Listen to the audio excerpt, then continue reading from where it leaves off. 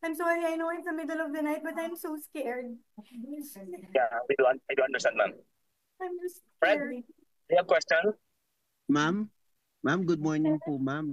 Ma'am, I hope I don't mind pero why do you think po bigla kayong pinalipat bigla sa correctional, ma'am? Do you think po ba it's because of the presence of the Vice President there? Parang do you think po ba na gusto kayong paghiwalayin ni VP Inday kasi I know that you have a close working relationship with the Vice President. So, why do you think bigla kayong pinalipat sa correctional, ma'am?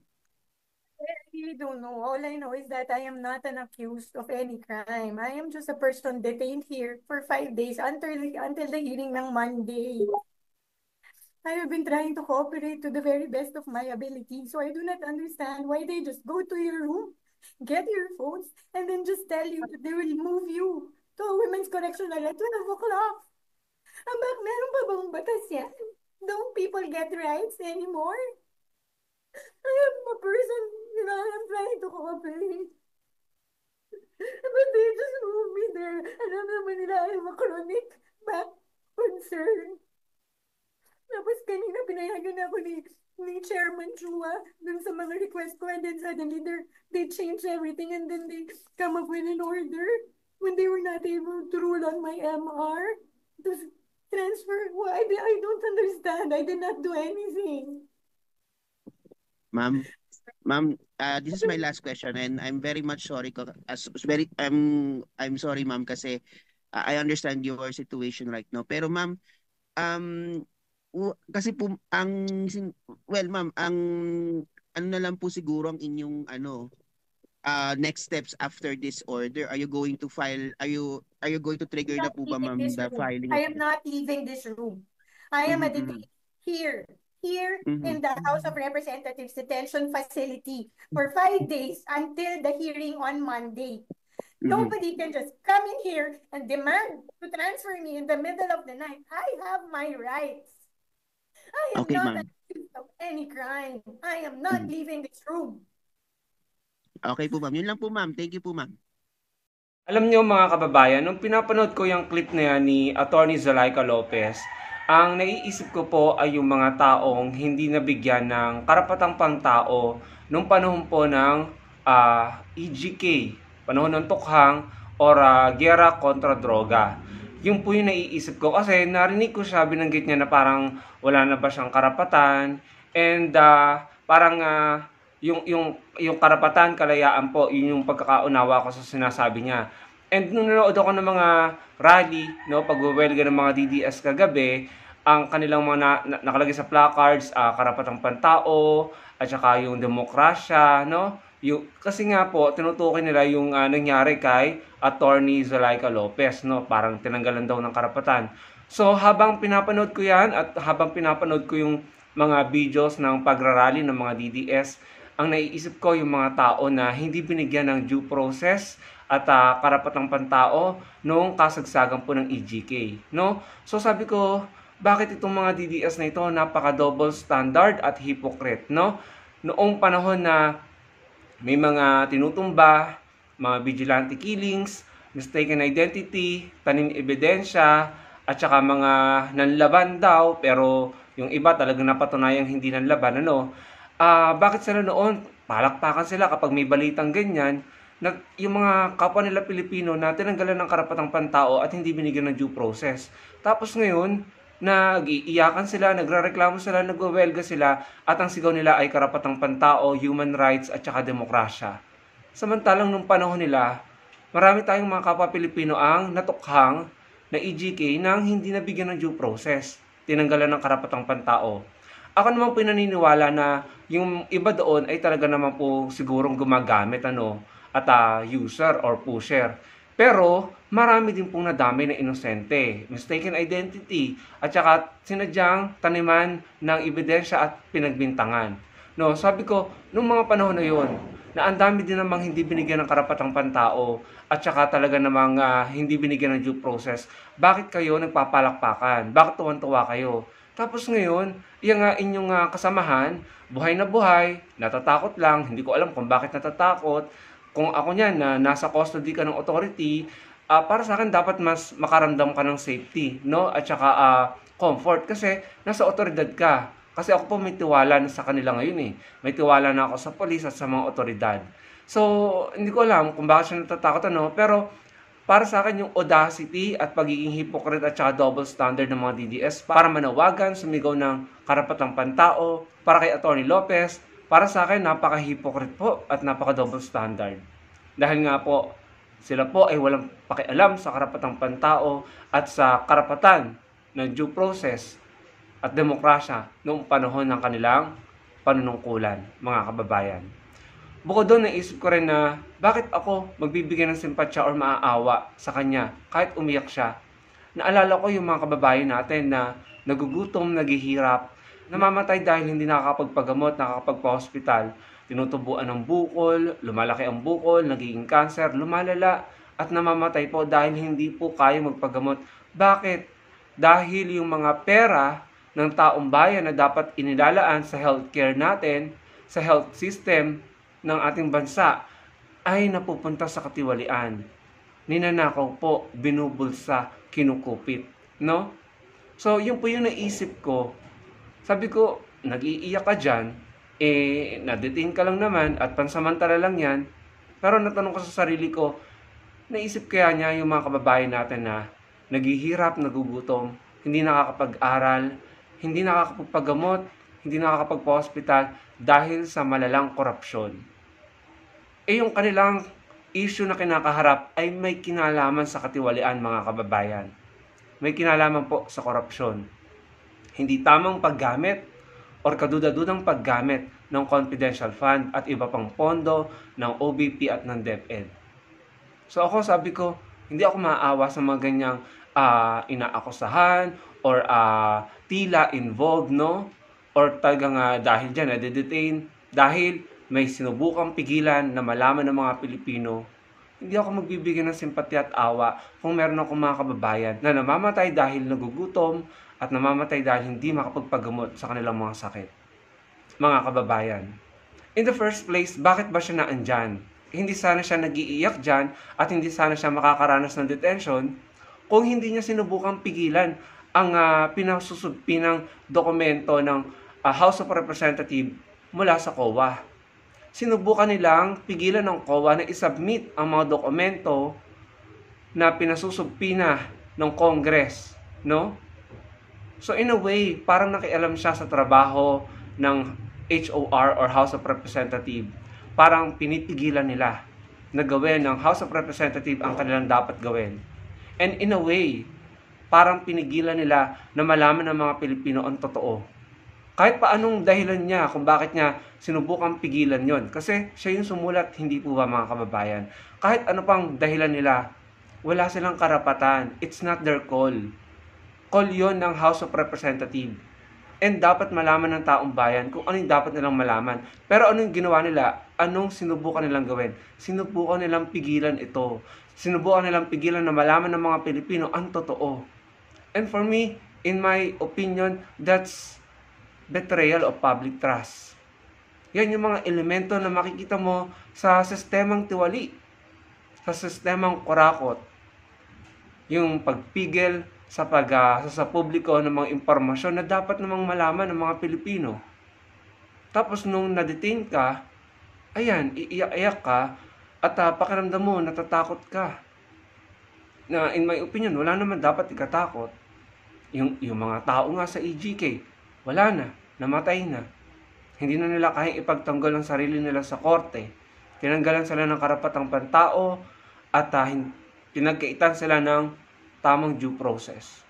Again, naniniwala naman ako ng iba doon ay mga addict at saka user.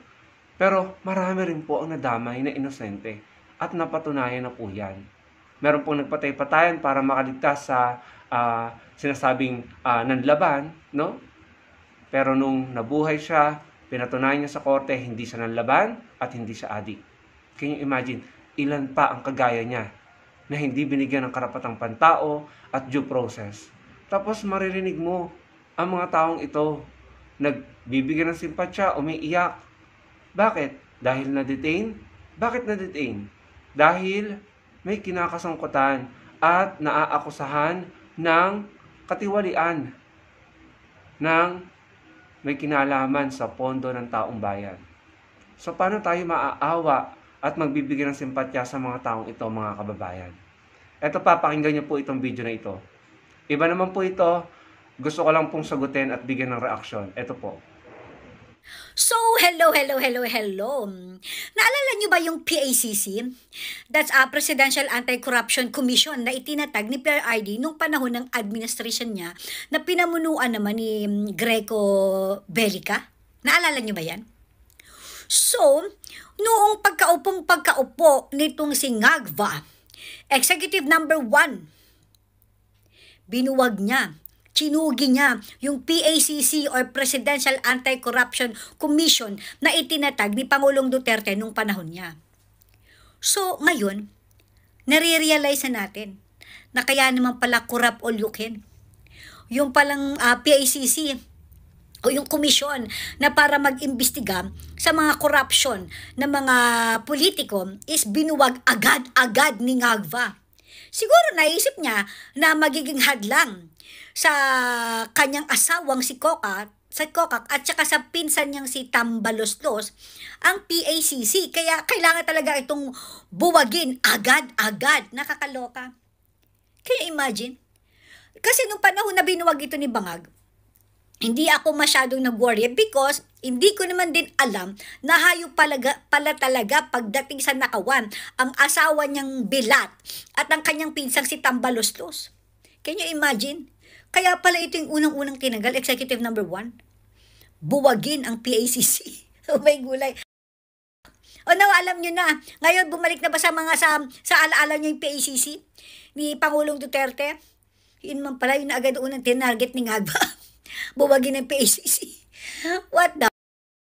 Kakaloka. Ayun mga kababayan, narinig po natin para po sagutin kasi tila pinapalabas niya na tinanggal ang PACC para maging maluag po ang sinasabi niya in my understanding ay para makakilos po, sila House Speaker, si FL at si PBBM sa gusto nilang gawin, Narinig niyo naman yung sinabi niya.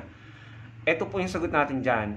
Unang-una, ang PACC po ay redundant.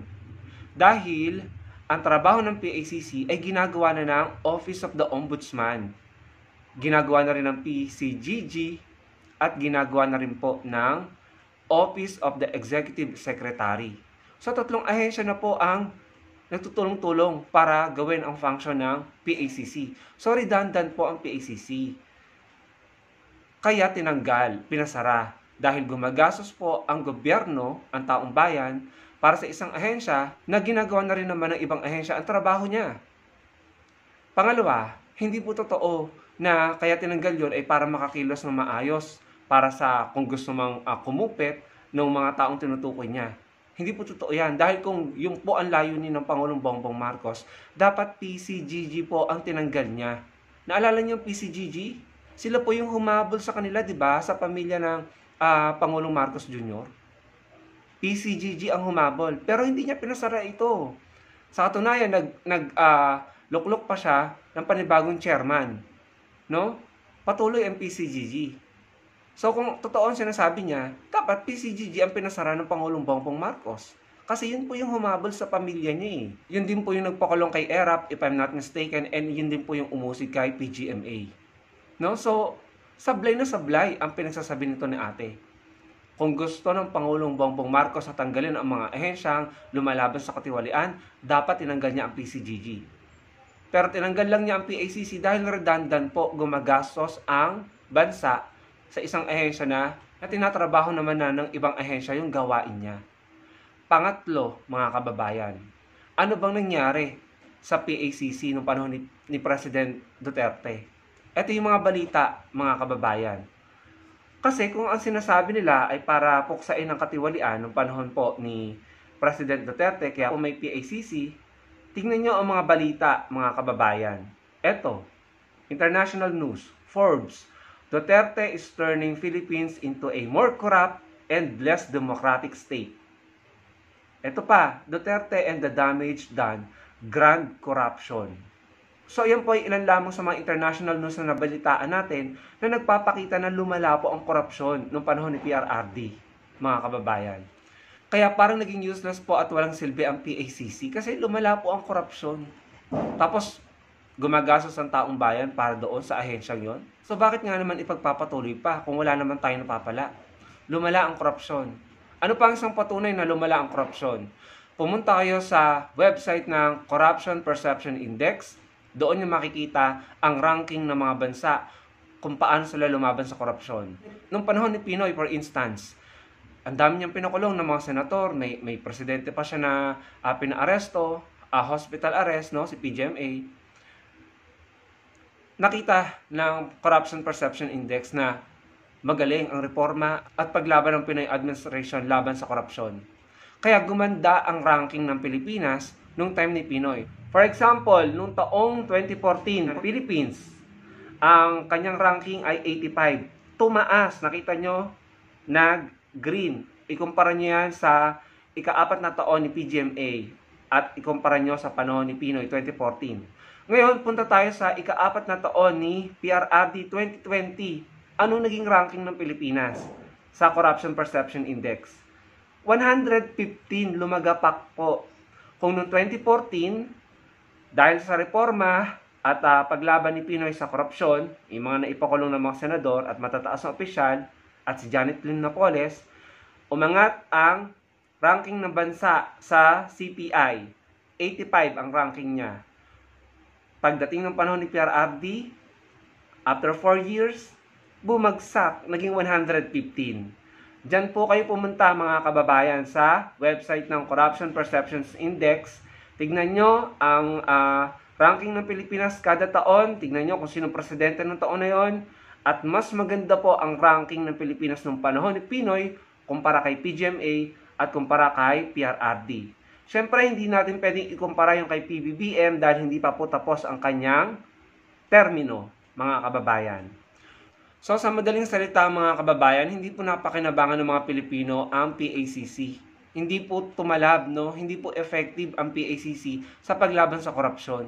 Kaya po ito tinanggal na ni PBBM, no? Again, hindi po ito effective. Pinakita ko sa inyo ang proof. Pinakita ko sa inyo ang CPI ng ating bansa nung panahon ni Pinoy at ni PRRD. Nung panahon ni PRRD, lumagapak. Nung panahon ni Pinoy, maganda ang ranking natin. Walang PACC noon nung panahon ni Pinoy. Reforma lamang at good governance, no? That's number 1 reason. Number 2, redundant. Ginagawa na ng ibang ahensya, tapos magpi-PACC pa, gumagastos ang mga Pilipino. So, yun po yung mga dahilan kung bakit tinanggal, no? Nakita ng Pangulo siguro na useless. Meron ng Office of the Executive Secretary, may Ombudsman at may PCGG pa, so bakit pa ikikip ang PACC? So, wag po tayo maniwala sa mga pinagsasabi niya, no?